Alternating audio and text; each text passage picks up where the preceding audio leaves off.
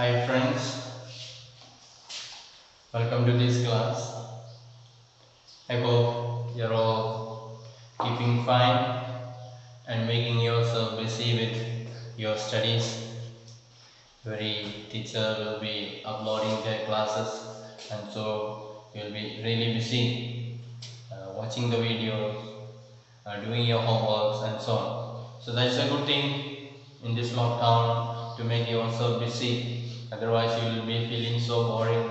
You don't know what to do, how to do and so on. So it's nice that you follow the instruction of the teachers and make yourself busy to get out of this boredom and feel yourself happy and occupied with your daily studies. And I hope you remember what you have learned in the last class, that is about the Constitution of India.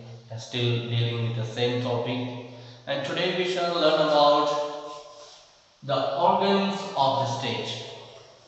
The organs of the state. We know everybody has got organs. Human beings also have got organs, no? So many organs are there in our body, our heart, our liver, our lungs. All these are organs. So many organs we have. So the state also has got organs. So when we say the state, it is not the Andhra Pradesh state or Assam state. It is not that state. When we say in civics, the state means a sovereign nation. That's the meaning. The state means the sovereign nation. Sovereign means a nation or a country which has got full power to decide its own course.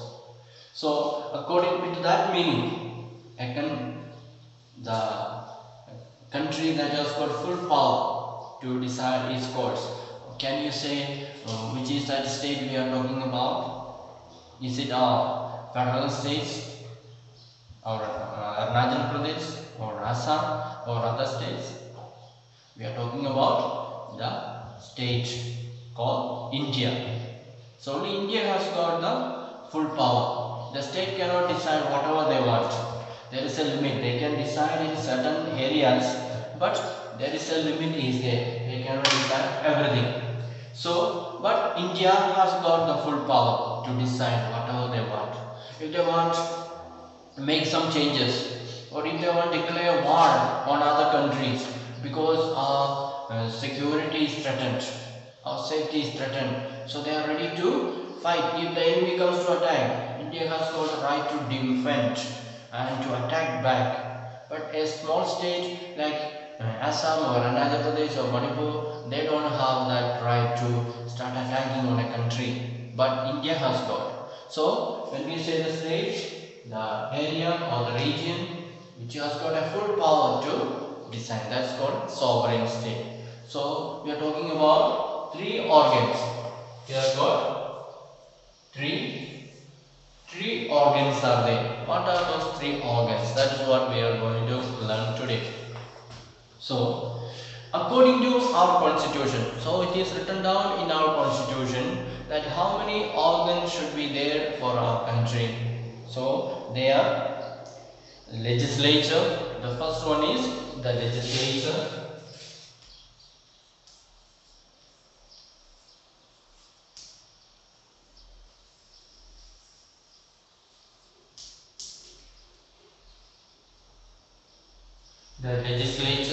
And the second one is the executive,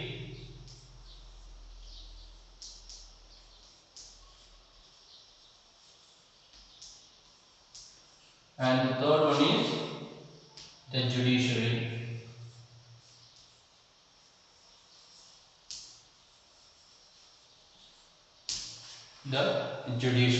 So these are the three organs of the state, and all the three of them have got different roles are there, different functions are there. First we come to the legislature. You know what is the legislature? It is the assembly, or it is a parliament. The parliament of our country is called legislature. So people who make rule, the duty of the legislature is to make rule for the country. So all the rules in our country, the laws in our country, that is made by the legislature, the MPs. So they come to the parliament together and they discuss together that we need a new law. So they discuss about it, why we need it, what are the complications if you follow that road, will the people be in trouble, or will they accept the law. All these things they will discuss in parliament, and finally they will pass the law. And that is the duty of the legislature, to pass the law, to make the law for the country. And once the law is made, so parliament will say from tomorrow onwards this law will be there. So they will write down, then publish everywhere and make it known to all the people. Then the MPs cannot go behind and see if the people following the law or not, whether everybody is observing the law or not, whether everybody is breaking the law or not. They cannot go around. So that is the duty of this executive, to implement that law, to make sure that people are practicing that law. That is the judiciary. So all those who are in power, the ministers, the police, the officers, they are all part of executive. So it is their duty to make sure. For example, it is the duty of the minister to give order to the different departments to check the people are following or not. It's the duty of the police or army or other officers to make sure that people are observing the law or not. And if the people are not observing that law, then they can arrest them, punish them, put them in the jail, and so on. That is the duty of executives. And before putting them into jail, what will they do? They'll arrest a person and they will produce in the court. That is called judiciary. The court is called judiciary. So it is the judges in the court will decide whether this person has broken the law or not. Police can simply arrest somebody and say this fellow has broken the law and so he need to be punished. So, but the judge will hear the case from the police side as well as from the culprit side, from the accused side. And then the court will give the judgment. The verdict will be given by the judge, whether this man is guilty or not, whether he needs to be punished or not, and if he needs to be punished, how long he should be in the jail, or what is the punishment he should be given, and so on. All that will be given by the judiciary. So these are the three organs of our country. The first one will make the law, the second one will implement the law, and third one will punish those who are violating the law. So that is the three stages or three organs of the state of the government. So the legislature refers to our elected representatives. Then the executive is a smaller group of people who are responsible for implementing laws and running the government. So those ministers, those officers, they are all part of the government, part of the executive. It is their duty to implement. So they are a small group. Executives are small group. Then the judiciary will be referring to the system of court in our country, the court, that is called the judiciary. Then, in order to prevent the misuse of power by one branch of the state, the constitution says that each of these organs should exercise different powers. So, the constitution they were making under the leadership of Baba Sahib Ambedkar, they realized we make these three organs of the state, and it is possible that one group may be more powerful. For example, the executive. Here the members, the ministers, the police, the officers are all in this executive group. So it is possible that they get more power and they try to subdue others. So other two groups may not have enough power. So the constitution those who made, they already saw it beforehand that such kind of possibility of abuse of power, misuse of power is there. Therefore, what did they do? They said all these three will be independent. One cannot control the other. Each one is given different duties, different roles, and they will perform their role. They cannot interfere with others. The legislature, their duty is to make the law, so they should do only that. And executive duty is to implement that law. They should do only that. They should not do any manipulation. And the judiciary's duty is to give judge punishment, give the just verdict to the people who are accused, and find out whether they are guilty or not. If they are guilty, give them the just punishment. That is a system. So the makers of constitution, the fathers of the constitution, they have seen beforehand, foreseen it, and then they arrange it in this way so that there will be justice in our country and the state will progress steadily without interfering, without one blocking the other, and so on. Then you can see a small box is given there at the bottom of the page 13. The word state is often used in this chapter. This does not refer to state governments, rather we use state. We are trying to distinguish it from government. So, as I said in the beginning, it is not, state means not the state government but the sovereign country. So, government is responsible for administering and enforcing laws. So, we said legislature. All the ministers, everybody is from the legislature. They are also MPs.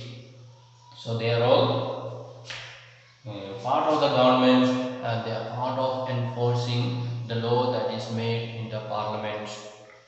Then the state on the other hand refers to a political institution that represents a sovereign people who occupy a definite territory. So we said a country has got a definite territory. So a sovereign country, a country that has got full power to decide for itself, that is a state. But when we say government, it is mostly the executive, the ministers and other officers of the government. That is what we mean by government. So when we say the state, we don't mean the state government, we don't mean the central government, but we mean people living in a territory who have got sovereign power. So a full independent country, that is what we mean, like India. Then we can thus speak of the Indian state, the Nepal state, and so on. So all these are independent countries, though where they are very small. If it is independent, then there is also a sovereign state. So the Indian state has a democratic form of government that we already saw. The government that is followed in our country is a democratic form of government. The leaders are elected, the representatives are elected through a process called election. Then the state refers to more than just the government and cannot be used interchangeably with it. So when we say the state, we don't just mean about the government, it is meaning much more than that. So that is about the three organs of the state. I hope you understood. The three organs of the state. First one is the legislature. They consist of all the MPs, the elected representatives. Then second organ is the executive. Their duty is to implement the law that is made in the parliament by the legislature. And the third organ is the judiciary, that is the court. In our country we have many courts are there: Supreme Court, High Courts, District Court, Village Court, and so on. So all these are called judiciary. So these are the three organs. Now let us come to another most important part in our constitution, that is called the fundamental rights. So there is a special clause, a special part is there in the Indian constitution where it is mentioned about the fundamental rights of the people. Let us see about that.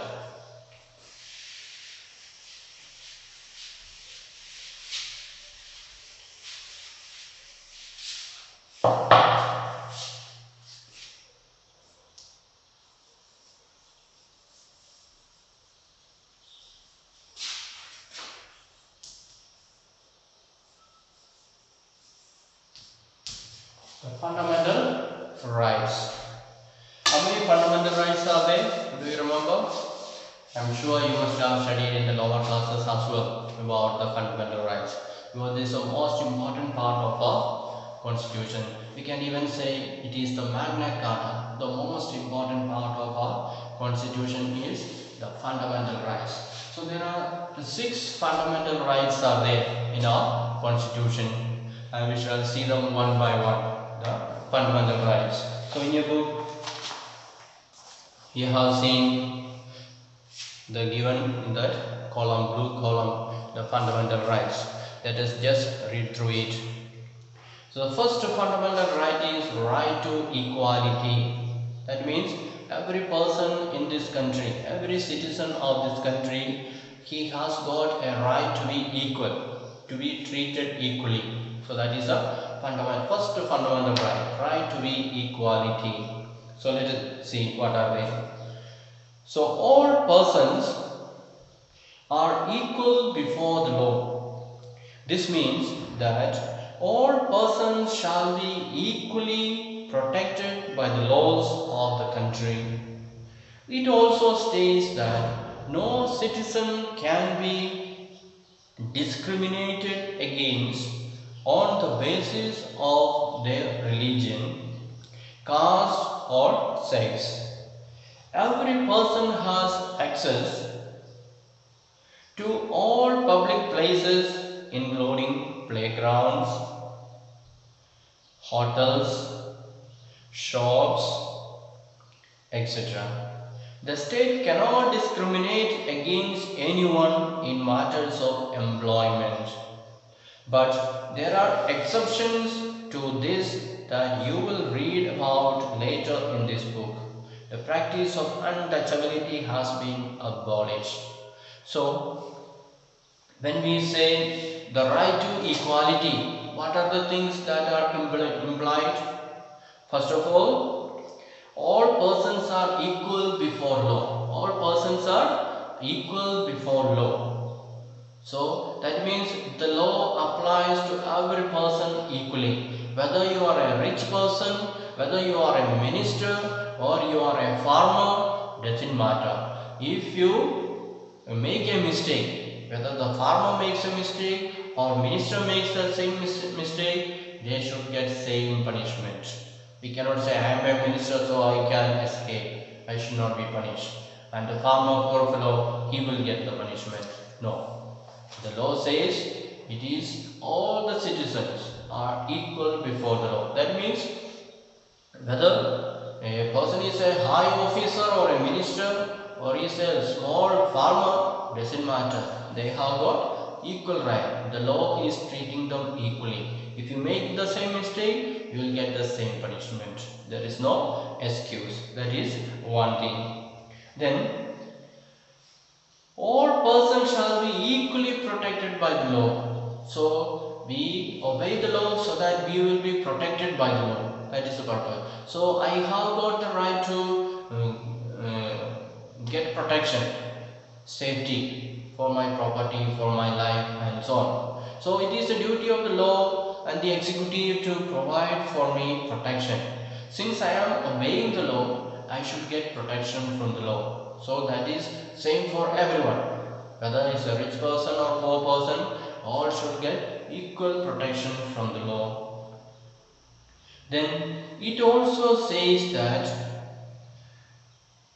no citizen can be discriminated against on the basis of religion, caste or sex. So we cannot tell you belong to that religion, so go. You have no chance here. Or you belong to that society, or you are a girl, or you are a boy, so go. So on the basis of religion or caste or sex, we cannot say you are excluded. Whatever society he belongs, whatever caste he belongs, whether he is a male or female, doesn't matter. He should have equal opportunity in the country. Why? Because we are citizens of this country. Doesn't matter our status. We are born in this country means we are citizens of this country, and the law has got duty to protect us and to provide equally. So there should be no discrimination, there should be no partiality. Whoever may be, everyone should get equal treatment by the law. Then every person has access to public places. So there are certain public places are there which is meant for everyone, like playground, hotels, theaters where we go and watch film and so on. So all these are public places and everyone has got access to it. Nobody can say you are a local, so don't come to play with us, or don't come and eat with us in the hotel, or don't come and watch a movie in the theater, in the film hall and so on. Then if you discriminate a person like that, he can go to the court and he can file a case against you and the police can arrest you. So you will be in trouble. So make sure that you don't discriminate anyone, whether that person is black or white, or low caste or high caste, or male or female. If he is an Indian citizen, he has got access to all these public places. Nobody can prevent that person. Then the state cannot discriminate against anyone in matters of employment. So another thing is that employment, providing job. So the government gives job to different people and everybody is interested, to get government job because the salary is very high. So government cannot discriminate. Government cannot say you are a high caste, come, I will give you a job, come. And if a low caste people is coming, no, you are a low caste, so I will not give you job, go. So government cannot. The executive, the government. So if they are inviting people for a job, whether they are high caste or low caste, they should be given opportunity. We cannot just give preference to one because they are a high caste. So government cannot make a discrimination. Government has to see what is the quality of that person. Depending on the quality of the person, they should provide job opportunity for the people. They should not look at their caste. They should not look at their sex or their religion and so on. Everyone should be given equal opportunity. And in fact, government is encouraged to give some extra advantage to the low caste, so that they can come up, scheduled caste, low caste and so on. So they may be given preference, but not to the high caste people. So very often we will find there is reservation for the low caste, for the scheduled tribes and so on. And to get job opportunity, the qualification may be a little less also they are considered. That is the way government is trying to make them also come up in the society, so that there will be equality. Otherwise they will be always down. So government give them little concession for them, so that they can come up in their life and reach the same level with other high caste people. That is the purpose of the government giving concession to others, reservation to others, especially to the low caste and the scheduled caste, scheduled tribe and so on. Then that is the first one. I hope you understood.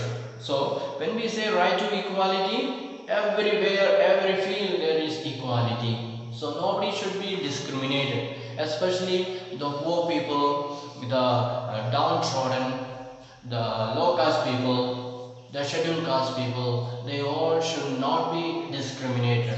They also should be given equal treatment. And at the time of India got independence, we know there was a lot of discrimination was there, especially the social evil like untouchability was there. There was a lot of caste system was there, the high caste people and the low caste people. The high caste people were always considering themselves as most important people in the society. All others are meant for serving them. So all the opportunities will be given to the high caste people. The public places, they will have the preference. They will not allow others to enter for playground, for watching movie, for hotels and so on. The low caste people were not allowed to enter. But the government wants to make sure that everyone is treated equally and everyone gets equal opportunity. That is why this first fundamental right called the right to equality is brought, so that people can experience equality. People can experience oneness, and so on. So there should not be any difference. There should not be putting down others, saying their caste is low and so on. So government is trying to make it very strict with regard to the discrimination. We should not discriminate anyone, we should not cheat anyone, or we should not put down anyone, but everyone should be treated equally, and before the law they should be equal. If anyone does any mistake, whether it is high caste or low caste, rich or poor, they should get equal punishments. That way the justice is done in our country and everyone is equally treated and everyone finds satisfaction in the law. That is the meaning of right to equality. So there are 5 more fundamental rights are there. We shall see them again in the next class, and for today we shall wind up. So thank you for listening. Have a nice day.